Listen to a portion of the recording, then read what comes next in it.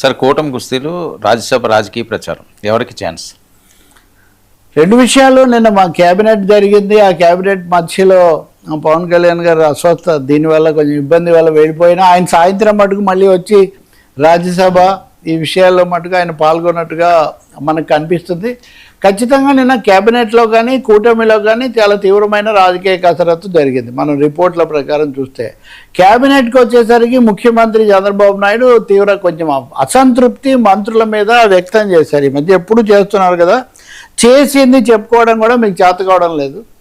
మన మీద ఇంత దుష్ప్రచారం ఎదురుదాడి జరుగుతుంటే మనం చేసింది మీరు బలంగా చెప్పలేకపోతున్నారు అని మంత్రుల పర్ఫార్మెన్స్ గతంలో కూడా 2-3 సార్లు ఒక విధంగా చెప్పారు. ఇప్పుడు మరీ ముఖ్యంగా 2 ఏళ్ల ప్రచారానికి సిద్ధమవుతున్నప్పుడు మంత్రులే వెనకబడుతున్నారు అని ఆయన వాళ్ళ మీద కొంతమంది మీద ప్రత్యేకించి, అలాగే అధికార యంత్రాంగం కూడా చాలా ఉదాసీనంగా ఉంటున్నారు. మేము తీసుకున్న కార్యక్రమాలు మా ఆదేశాలు ఏదో వస్తుంటాయిలే అన్నట్టుగా లైట్ తీసుకుంటున్నారు, కానీ దాని మీద ఒక రాజకీయమైన పాలనాపరమైన పట్టుదల పెట్టి చేయటం లేదు అనే ఒక తీవ్రమైన అసంతృప్తి ఆయన వ్యక్తం చేసినట్టుగా కనిపిస్తుంది. రెండోదేమో సరే మంత్రివర్గం నిర్ణయాలు అవి మళ్ళీ మనం చూద్దాం, కానీ రెండోదేమో రాజ్యసభకు పంపించాలి కదా. అందులో బీజేపీ వాళ్ళకి ఇంతకుముందే చెప్పేశారు మీకు మేమేమి రాజ్యసభ స్థానం ఈసారి ఇవ్వలేము అని.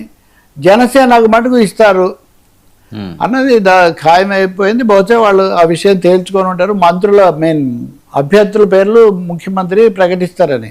తెలుగుదేశం పార్టీలో రాజ్యసభ అన్నది ఎప్పుడు బాగా కసరత్తు బాగా ఆందోళనకు దారితీస్తుంటుంది. గతంలో కూడా రాజ్యసభ సభ్యులు పెద్దగా కలిసి రాలేదు, ఒకరిద్దరు తప్ప ఎక్కువ మంది రాలేదు. అందువల్ల ఎవరిని ఎంపిక చేస్తారు అనేది ఒకటి ఉంటే ఆశావాహులు చాలా ఎక్కువగా ఉన్నారు. దాదాపు చాలా విరామం తర్వాత వచ్చారు కాబట్టి ఈ నేపథ్యంలో జనసేననేమో ఇప్పటికే సంకేతాలు ఇచ్చేశారు. ఏమని, నేను రాజ్యసభకు పంపిద్దామంటే నాకు సంబంధించిన వాళ్ళు ఎవరు లేరే, ముందే మీరందరూ వెళ్ళిపోయారే, సో నేరం నాది కాదు ఆకలిదే అన్నట్టుగా నేరం నాది కాదు, మీరందరూ వెళ్ళిపోయారు కాబట్టి నేను ఫలానా ఆయనకి ఇస్తాను. ఫలానా ఆయన పేరు లింగంనేని రమేష్ కదా, ఆయన పేరు చాలా బలంగా తిరుగుతూ ఉంది. ఈయన అమరావతితో కానీ అక్కడ విషయాలతో కానీ నాదెళ్ల మనోహర్తో కానీ బాగా తెలిసిన మనిషి, పరిచితుడు. కొన్ని కేసులు ఎదుర్కొన్నారు. జగన్మోహన్ రెడ్డి ఉన్నప్పుడు ఇప్పుడు చంద్రబాబు ఉన్న నివాసం ఆయనకు సంబంధించిందే అన్నప్పుడు ఆయన ఆరోపణ చేయడం, ఈయన ఆయనకు లేఖ రాయడం, ఇలాంటివి చాలా జరిగాయి. లైక్లీ ఇదేమీ తుది ప్రకటన చంద్రబాబు నుంచి రావాల్సిందే, కానీ వస్తున్నాయి రాజ్యసభ 4 ఒకటి జనసేన 3 వాళ్ళకు. సో ఇలా వచ్చినప్పుడు మాధవ్ కూడా పాల్గొన్నారు, బీజేపీ మాధవ్ కూడా ఆ చర్చలో పాల్గొన్నారు, కానీ వాళ్ళేమి ఇది చెప్పట్లేదు. కేంద్రంలో బీజేపీ మల్లగుల్లాలు వేరుగా ఉన్నాయి, కానీ ఒకటైతే నిర్ణయానికి వచ్చారు. మాధవ్ కూడా మీడియాకి చెప్పాడు, కూటమి ఐక్యతను దెబ్బతీయాలని చాలా భారీ ఎత్తున ప్రచారాలు జరుగుతున్నాయి. విశ్లేషకులు కూడా ఇది మనం విశ్లేషకులు కూడా ఏదంటే అది మాట్లాడుతున్నారు. ఇలాంటి ధోరణులను అణచివేయాల్సినటువంటి అవసరం చాలా ఉంది.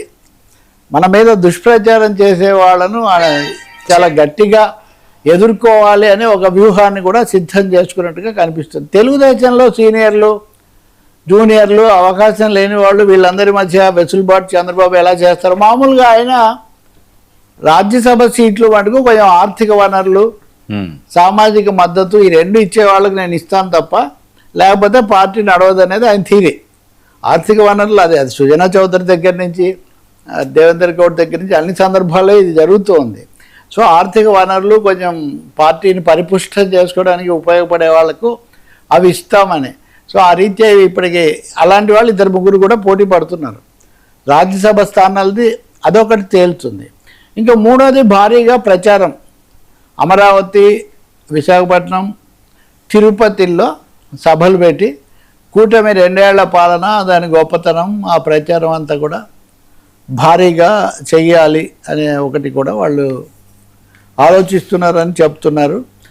కానీ మరి పవన్ కళ్యాణ్ మధ్యలో వెళ్ళిపోవడం రావడం ఇట్లాంటి వాటి వల్ల ఇప్పుడు నాగబాబు గతంలో మంత్రి అవుతారని ప్రకటించారు, అదేమో జరగలేదు. ఇప్పుడు కూడా జరుగుతుందన్న మాట రావట్లేదు. కానీ జనసేన ఒక ప్రకటన చేసింది. ప్రకటన ఎక్కడన్నా వాళ్ళు ఏమన్నా బయట పెట్టారు నాకు తెలియదు, కానీ 3 రాజ్యసభ స్థానాలు మాకు వస్తాయి ఈ 5 ఏళ్లలో. ఈ 5 ఏళ్ళు అయిపోయి 2 ఏళ్ళు అయిపోయినాయి, మిగిలిన 3 ఏళ్ల కాలంలో సేనకు 3 రాజ్యసభ స్థానాలు వచ్చే అవకాశం ఉంది, వస్తాయి, ఈ మేరకు మాకు అంగీకారం కుదిరిందన్న పద్ధతిలో మీడియాకు వాళ్ళు కీలకమైన సమాచారం ఇచ్చారు. అదే జరిగితే రాజ్యసభలో కూడా వాళ్ళకు అంటే ఇప్పుడు రాకపోయినా ఇప్పుడు ఎవరిని ఎంపిక చేసినా అంటే దాంట్లో ఒక సూచన ఉంది. ఇప్పుడు లింగమనేని రమేష్ని ఎవరిని చేసినా ఇంకోసారి వేరే వాళ్ళకు కూడా ఛాన్స్ వస్తుంది, తొందరపడాల్సిన అవసరం లేదు. అంటే ఇంతకుముందు కొంతమంది బయటికి వెళ్ళిపోయింది దానివల్ల కోల్పోయారు అంటున్నారు కదా, ఈసారి అలా కోల్పోని అవసరం లేదు, ఇంకో 2 వస్తాయి అని అయితే చెప్తున్నారు. వచ్చినా మా దాకా ఎక్కడ వస్తాయి సార్ అని చాలామంది చప్పరించే వాళ్ళు కూడా చాలామంది ఉన్నారు. కానీ ఈ నడుస్తుంది ఒక విధమైన సార్ అంతర్గత వ్యవహారం. సార్ కేంద్రంలో భారీ మార్పులు, ఉద్వాసనలు, జనసేనకి నో ఛాన్స్. ఇది కూడా దీని కొనసాగింపే. ఇప్పుడు జనసేన అన్నదానికి లోక్సభ మంత్రివర్గం